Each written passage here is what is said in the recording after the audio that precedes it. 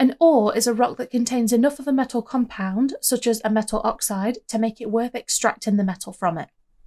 High-grade ores are rocks that contain lots of a metal compound, whereas low-grade ores contain less of these compounds.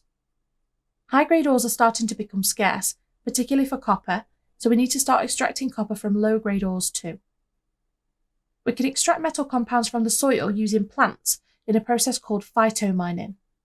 We grow plants on soils that contain metal compounds, such as copper oxide, and the compounds are taken up by the plant.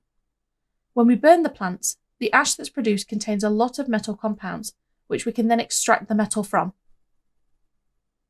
Another method we can use is bioleaching, which uses bacteria. We can grow bacteria on rocks containing metal compounds.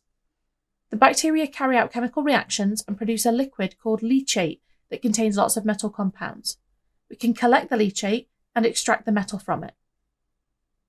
To extract the pure metal such as copper from the ash or the leachate, we have a couple of options. If the metal is less reactive than carbon, like copper is, we can do reduction using carbon. This is because carbon can displace the metal from its compound. If the metal is less reactive than iron, we could also displace it using scrap iron. Or for metals that are more reactive than carbon, like aluminium, we can use electrolysis instead. But we'd rather use the other methods if we can because electrolysis is expensive. Here are some practice questions for you to try. Pause the video and give them a go.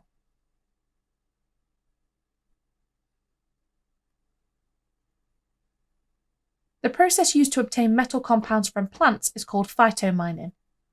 This process works by growing plants on soil that contains metal compounds. They take up the metal compounds, so when they're burned, the ash produced contains the metal compounds.